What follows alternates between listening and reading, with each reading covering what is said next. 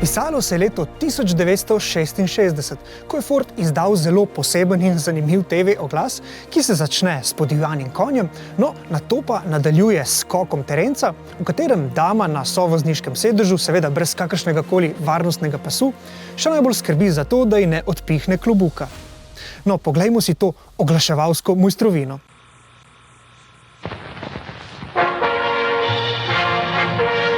Bronco. Ford Bronco, first four-wheel drive sports car, blazing a new trail of excitement.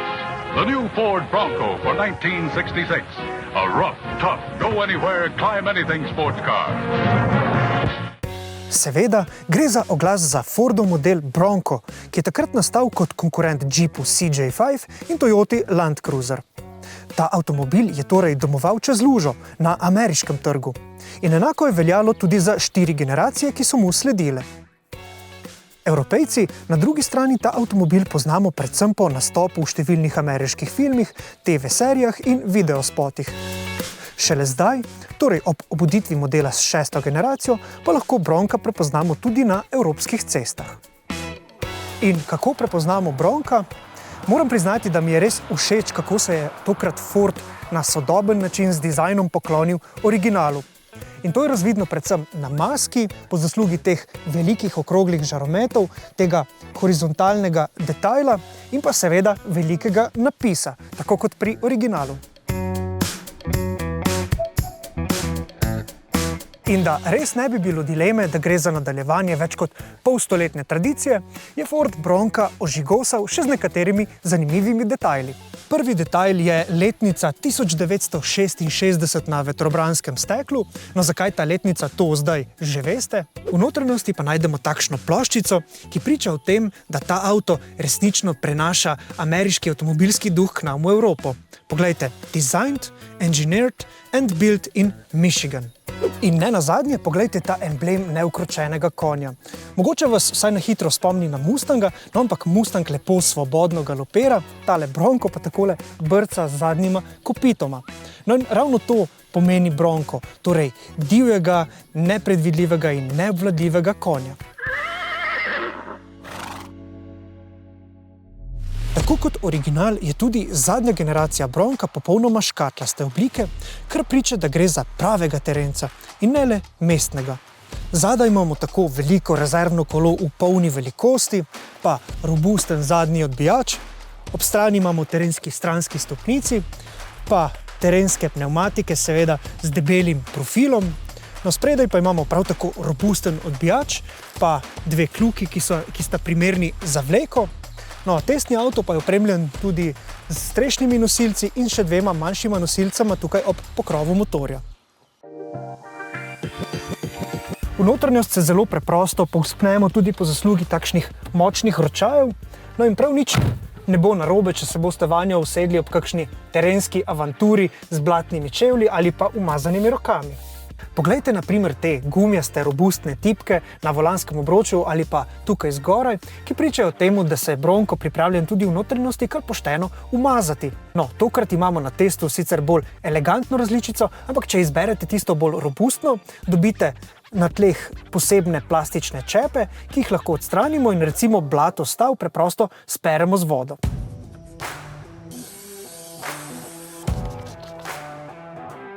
Notranjost ima na splošno zelo robustno zasnovo, ki daje takoj vedeti, da imamo opravka s terencem. No pa čeprav imamo tukaj na sredini danes nepogrešljiv velik zaslon na dotik. Ampak ta osrednji zaslon je v resnici manj pomemben kot pri večini sodobnih avtomobilov. Predstavljajte si na primer, kako je ta zaslon na dotik uporabljati, ko se vozimo po terenu in se vse skupaj zelo trese. Zelo nam je torej všeč, da je Ford Bronca opremil tudi z številnimi velikimi fizičnimi gumbi, ki omogočajo bolj preprosto uporabo vozila tudi, ko vozimo izven asfaltnih cest oziroma, ko recimo vozimo z rokavicami. V povsem digitalni dobi pa Ford korak nazaj naredil tudi pri zaslonu pred voznikom, ki je v primerjavi z ostalimi avtomobili te znamke precej osnoven. V ospredju je namreč analogni merilnik hitrosti, dopolnjuje pa ga dodaten zaslon, ki poenostavljeno prikazuje ostale pomembne informacije za vožnjo. V nasprotju s športno vožnjo si pri terenski vožnji praviloma sedež nastavimo nekoliko višje. Predvsem zato, da dobro vidimo pot naprej in pa da dobro vidimo morebitne ovire. In v Broncu je preglednost naprej pravzaprav zelo dobra, pa čeprav pred nami občudujemo ta mogočen pokrov motorja, ki prav tako pričara del te nekako ameriške vozne izkušnje. No, če prek pokrova vseeno ne vidimo dobro, pa nam je lahko v pomoč pritisk na tale gumb, ki aktivira prednjo kamero. No in ta kamera je zelo koristna, ko smo v negotovosti, da bi bila recimo pred nami kakšna ovira, ki bi lahko poškodovala podvozje, no in ta kamera nas pred to poškodbo lahko reši. Zelo visoko se v Broncu sedi tudi na zadnji klopi, ampak zaradi zasnove vozila je po višini še vedno zelo veliko prostora. No, lahko pa to višino tudi za neskončno povečamo. Z Bronca lahko namreč odstranimo skoraj vse zunanje dele. Za začetek strešne panele, kar je pravzaprav zelo enostaven proces po zaslugi teh zaponk. In še ena zanimivost, poglejte, vrata so brez tega okvirja, pa tudi ogledala so pritrjena ločeno, kar pomeni, da lahko tudi vrata snamemo z avtomobila. No, zato pa potrebujemo že nekaj več orodja, pa tudi nekaj več časa.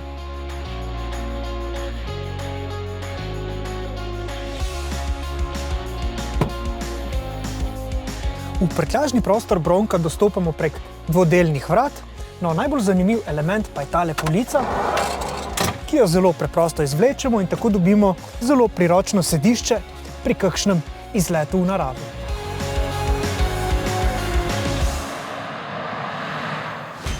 Seveda je Bronco na voljo v različnih izvedbah in številni uporabniki si ga predelujejo in dodelujejo po svoje, kar je še posebej smiselno ob bolj kompleksnih off-road podvigih, ki jih je štirikolesni pogon Bronca absolutno zmožen. Ampak v primeru našega testnega avtomobila gre za različico z oznako Outer Banks, ki prinaša nekoliko bolj elegantno podobo avtomobila. Tu recimo ni robustnih črnih plastičnih blatnikov in ogledal, ki pridejo zelo prav sploh tedaj, ko naletimo na recimo nepričakovano štrlečo vejo, ki kaj hitro naredi kakšno prasko. Izraz Outer Banks se namreč nanaša na območje vzhodne obale ZDA, ki je znano predvsem po naravnih lepotah, na primer čudovitih peščenih plažah. In ravno doseganju naravnih lepot bo verjetno zelo pogosto namenjen Bronco, ki omogoča vožnjo izven asfaltnih cest na izjemno udoben, preprost, pa tudi varen način. Kot se za pravega terenca spodobi, je Bronco postavljen na trdno in vzdržljivo letvasto šasijo, premagovanje zahtevnejših terenov pa mu v primeru našega testnega avtomobila omogoča klasični mehanski štirikolesni pogon. Pogon v osnovi deluje v dvokolesno gnanem načinu, v štirikolesni način pa tudi v način low range, pa ga prestavimo s pomočjo gumbov na sredinski konzoli. Poleg teh gumbov pa najdemo še en zanimiv element. Tale GOAT ne pomeni kakšne gorske koze ali pa tiste kratice Greatest of All Time, pa čeprav Ford nanjo namiguje. GOAT v tem primeru pomeni Goes Over Any Terrain. No, ta vrtljivi gumb pa menja vozne programe, da prilagodi delovanje pogona in elektronike glede na optimalno delovanje v danih razmerah. Menjavanje voznih programov je glede na zakonitosti delovanja elektronike v sodobnih terencih pravzaprav nujno za nemoteno oziroma optimalno terensko vožnjo. No, po mojem mnenju pa je nujna oziroma zelo dobrodošla tudi funkcija, ki jo sproži tale gumb. Gre za funkcijo Trail Turn Assist, ki zaklene notranje zadnje kolo, da zmanjša obračalni krog, in ta možnost je seveda zelo uporabna predvsem na kakšni poti, ki se nepredvideno konča, ali pa če pridemo do ovire, ki jo tudi s tovrstnim terencem ne moremo prevoziti. Bronca, ki je na voljo v Sloveniji, lahko poganja le en razpoložljiv motor. Gre za 2,7-litrski bencinski šestvaljnik, ki je podprt z dvema turbopolnilnikoma in tako razvije največ 246 kW moči. Po zaslugi 6 valjev ta motor ponuja zelo prijetno zvočno kuliso, no, po zaslugi 560 Nm navora pa ob silovitem pritisku na stopalko za plin tudi precej močno pospeši. Športen karakter motorja mora biti ob razmisleku v nakupu tega avtomobila seveda odločilen, saj ekonomičnost tukaj vsekakor ni v prvem planu. No, če želite, ob zelo umirjeni vožnji se boste lahko vozili s približno 10 litri porabljenega goriva na 100 prevoženih kilometrov. Ob za ta avtomobil primerni vožnji pa bo poraba goriva presegla proti 13 litrom. Edina stvar, ki sem jo pri vožnji Bronca sam pogrešal, pa sta obvolanski ročici, ki bi omogočala prestavljanje prestav 10-stopenjskega samodejnega menjalnika.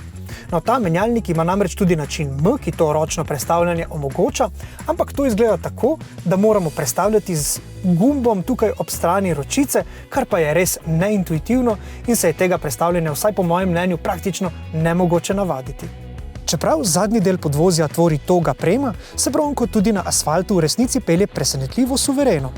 Podvozje namreč zelo dobro požira velike luknje in močne udarce, kljub temu pa je seveda vselej precej tresljajev, obenem pa zaradi zasnove zunanjosti v kabino prihaja tudi precej piša vetra.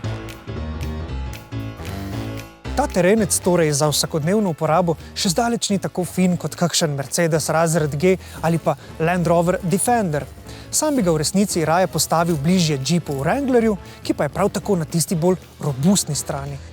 In zato ni presenetljivo dejstvo, da je Bronco bolj kot na vsakodnevnih asfaltnih poteh doma na ameriškem podeželju, torej na širokih makadamskih cestah, v deželi prostranih rančev in nenazadnje divjih neukrčenih konj. No in del tega ameriškega avtomobilskega duha lahko po njegovi zaslugi zdaj užijamo tudi pri nas.